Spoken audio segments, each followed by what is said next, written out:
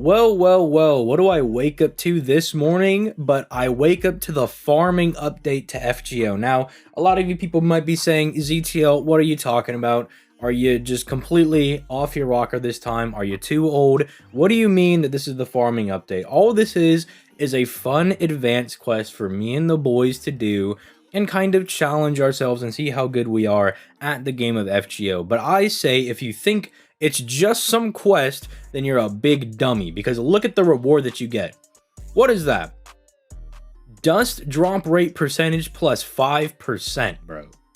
Do you guys know what this means? Do you guys know what the implication of these type of CEs are? Do you know what's gonna happen with this stuff?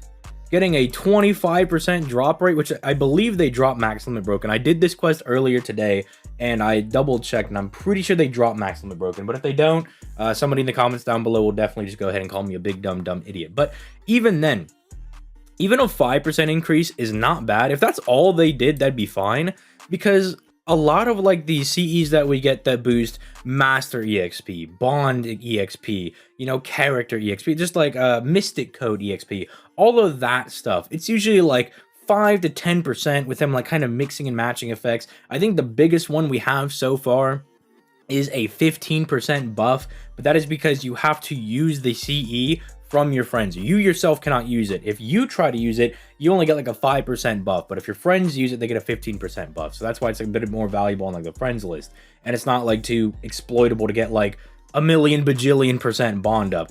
But this is kind of nasty, because the other thing is that you got to consider that you can run one of these and you could bring a friend version, and we don't know actually how many of these we can actually get a hold of.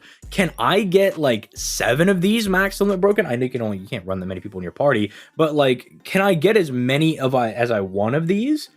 Because this has ridiculous implications, right? Because keep in mind, if you can get 4 of these, you have a 100% drop rate buff of Void's Dust. So if you were going to get 4 in a quest, you get 8. That is ridiculous, right? Like, that is insane, right? Like, the amount of like ease of farming that you could do with just this implication alone is absolutely insane. Now, is this quest difficult? It's really not all that hard. It might be a little challenging for some people because they are pretty beefy. I mean, I know what I did is I just brought a what was it? A Merlin, Castoria, and a Morgan setup. So basically, I had a lot of sustainability. Morgan with the overcharge was giving Castoria at baseline 2 hits of solemn defense for the entire party, and giving Merlin at baseline 10 stars per turn. So we were really good on stars. We were very good on like being able to keep ourselves alive, because that's the other thing that's kind of difficult about this, is that you have to beat this without any of your friend stuff. So it's kind of like they're giving this stuff out, and it's potentially very broken. If we only get the 25% buff, it's still broken, but it's not as insane as like the full implications of what you could do with like 4 or 5 of these CEs. But if they're going to start locking them behind like, okay, your account has to be somewhat competent to get this, I feel like it's a pretty decent reward, because those are probably the people that need it more. And I know people are going to be like, well, anybody could really use the drops, you know, like a new player would love to have a buff to their void dust farming or whatever, but they don't need it as much, because when you're a new player, you're just going to like level up a few servants here and there and kind of make do with it and slowly level up your servants.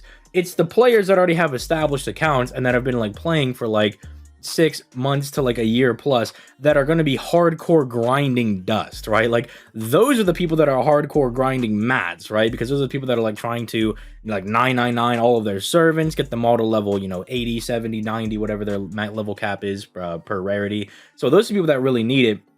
So it's like, if they're going to kind of lock it behind more difficult content like this, for one, I think that's really fun. It gives us more content, and I'm always complaining on stream that there's like not really enough to do, because you look at, and okay, I know this might make some people upset, but I'm going to reference Dokkan, but I really do like playing Dokkan Battle. It's a game that I've been playing since that game came out alongside FGO, and while I do enjoy FGO more for like the story, the gameplay, when it comes to Dokkan, there's just always something to do, especially the JP version that I've picked up last anniversary. I'm still doing things, man. Like, I still log onto my JP Dokkan, and it's almost overwhelming the amount of stuff that there is for me to do. Now, can that be distracting for some players if there's too much stuff to do? Yeah, definitely you can. But like, there's like so many units to awaken. There's so many free units to do.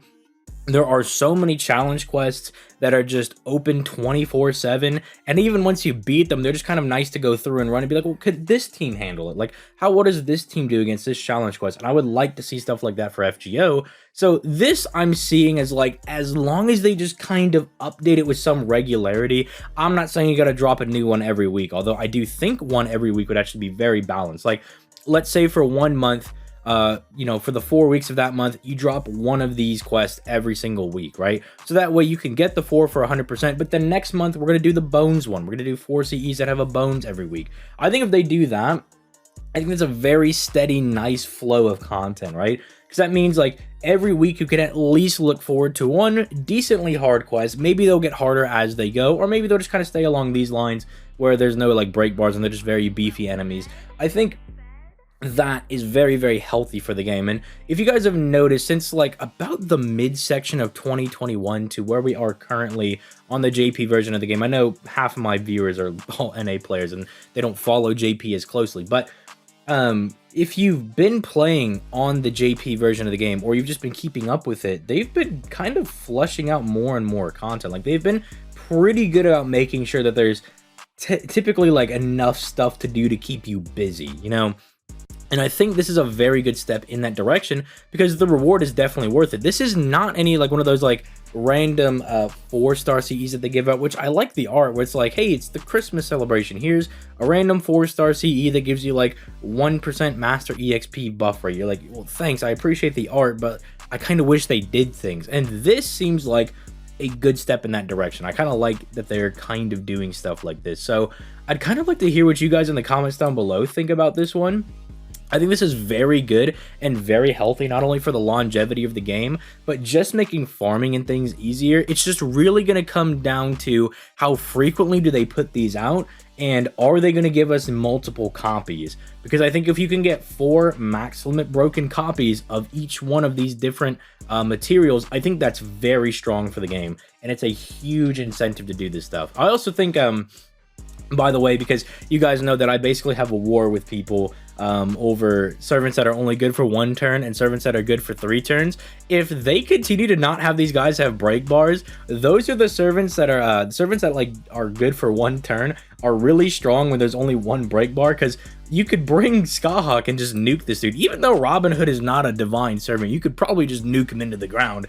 And then people that are like CZTL 1 turn servants are good, because I could just bring Skahawk, boom, I just bring Sigurd, boom, and then I bring, I don't know, just any archer, I guess, because most of the archers are insane DPSs anyway. You could bring Tomoe, okay? Even though Tomoe is technically good for 3 turns, because they're buffed for 3 turns, but yeah, I just thought that was kind of funny. It was just like, I was like, oh, there's no break bars on these. I was like, oh man, people are gonna have a field day on me. They're gonna be like, see, I told you, man. I told you the 1 pump chumps are good. I was like, look, I never said they were bad, but they're definitely gonna be good for this, which I do like, by the way. I am happy that, like, if these aren't going to be break bar quests, it give those servants that are only good for like 1 to 2 turns way more value, because it's not going to be a long drawn out fight, or at least it doesn't have to be if you're just going to bring nuke servants like that, and it's absolutely fine. So I do like that. I do like giving other servants more utility in the game. I'm all for that. Dude, I have Skahawk as well. I want her to be good. Like,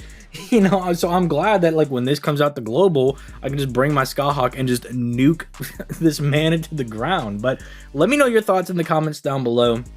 I'm pretty curious to see what you guys think about this. But yeah, I woke up this morning and I was like, what is this on JPFGO? And then I was like, dude, this is broken. I was like, this is insane. But I was like, okay, let's wait to see what they do. Like, let's see to, you know, let's see how they implement this going forward, because this is, you know, as with most things, when they first introduce it, we don't really know what they're going to do because they don't really talk to us about it.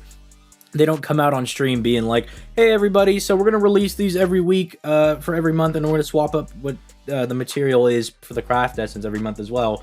And that way we make sure everybody gets 100% for everything, and then somewhere down the line you could probably just rebuy them with like gold prisms or something. Like, they don't do stuff like that. So we're kind of just left to theory craft on our own. But I would love to hear everybody's thoughts and opinions on this.